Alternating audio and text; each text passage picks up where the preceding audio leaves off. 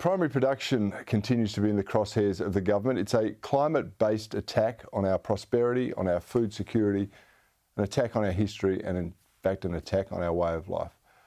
The attacks are on almost every aspect of our agriculture and mining processes, from permits to water to fertiliser, transport to land access and land clearing. And after targeting some sections of the mining industry, the enviro zealots are now coming for farm financing. Westpac announced this week that they wouldn't be backing farmers who did not comply with a zero deforestation target. And incredibly, that's just one of the crusades. But a lot of these crusades are led by taxpayer-funded outfits like the Environmental Defenders Office, which boasts of being the largest environmental legal centre in the Australia Pacific, dedicated to protecting our climate, communities and shared environment by providing access to justice, running groundbreaking litigation and leading law reform advocacy. This is the tip of the green lawfare spear, people, and it provides cover for the government's eco-zealots to pursue their goals while the Prime Minister emails contrary platitudes. Joining me now to discuss just how damaging this designated charity is to our way of life and our agricultural and resource future is LNP Senator Susan McDonald. Senator, great to have you on the show again. The Albanese government keeps saying it's supportive of mining and supportive of agriculture, but then it funds groups like the EDO, which is fighting almost all the progress in these sectors. Is it talking out both sides of its mouth here? Cory, this is crazy because Australia has a long history of being a primary production nation, whether it be resources or agriculture. And I mean, it's important for a couple of reasons. It's important because resource royalties and company taxes and well-paid jobs has paid the bills. It's been the golden goose for Australia. But agriculture, growing food and fibre, is there anything more important to do in the world, particularly when we've got political uncertainty, we've got conflicts in various parts of the world. We see countries like China and Russia trying to withhold the export of fertilisers because they know they'll need them as part of their agricultural supply chains to feed their people. And yet in Australia, we've got the Labor government funding these environmental activists to the tune of nearly $10 million in the last budget. And what are they there for? Well, their sole purpose is to challenge government decisions, government regulators' approvals on agricultural projects, irrigation projects, mining, all of these things. And yet the government is funding somebody to slow the process down and to make it harder to do business in this country. We're seeing investment flee.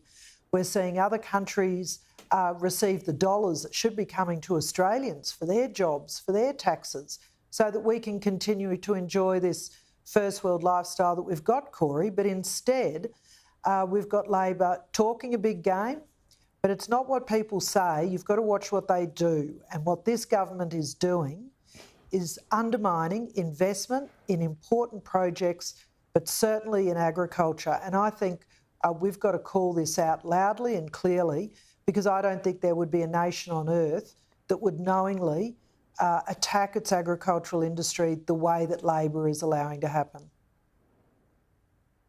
Yeah, it's extraordinary. It's friendly fire, and I kudos to the coalition government. I think they stopped funding this abomination back in 2013 or 14, and the $10 million, as you said, snuck in the last budget. But it's not quite accurate to say we're the only place that's attacking agriculture. I mean, we've seen overseas by the eco-activists, they're targeting farmers. They want to cull healthy cattle in Ireland, restrictions on fertiliser usage, and they want to shut down family farms. We saw that in the Netherlands.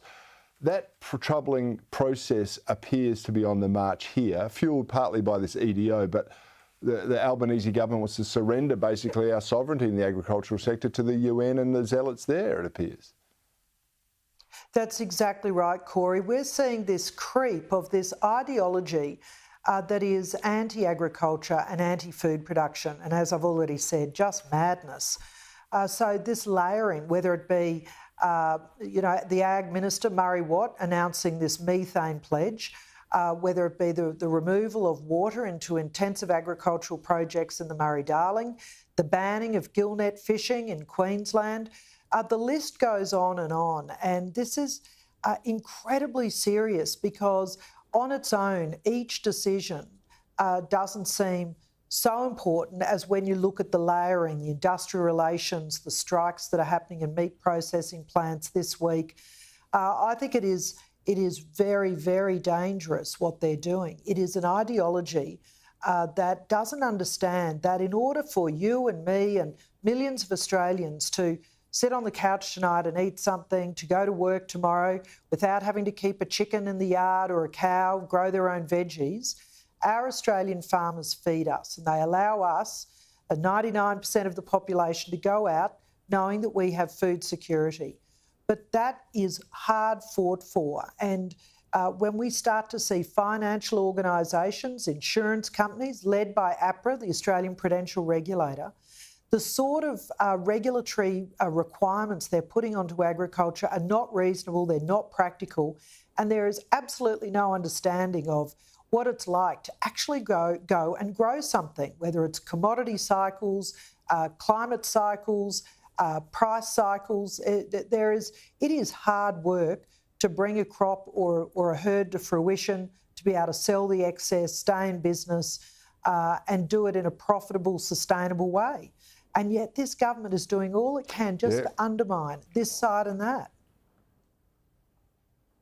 Yeah, it's a huge challenge. And you mentioned the layering. And I said in my opening editorial, Susan, that there's so much noise, people don't seem to realise what is going on. But every seemingly innocuous announcement by government piled on top of the other one and the previous one and the previous one, all of a sudden something breaks.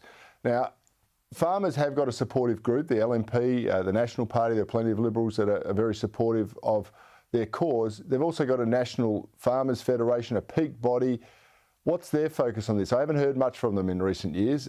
Shouldn't they be out there yelling from the rooftops or from the farm sheds?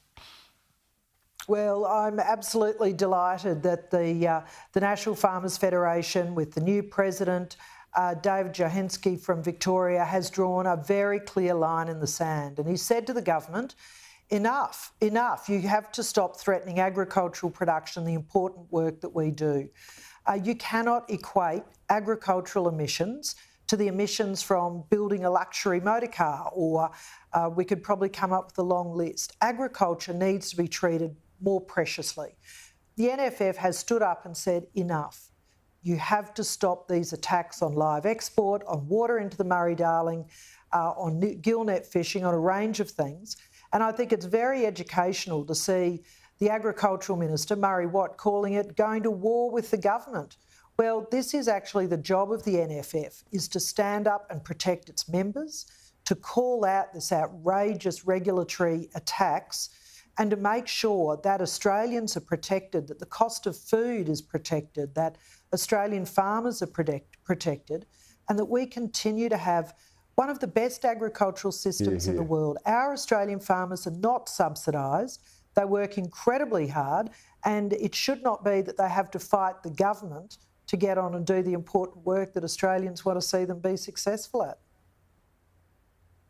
You're absolutely right, and I'm heartened that the NFF have reclaimed their voice again. Yeah.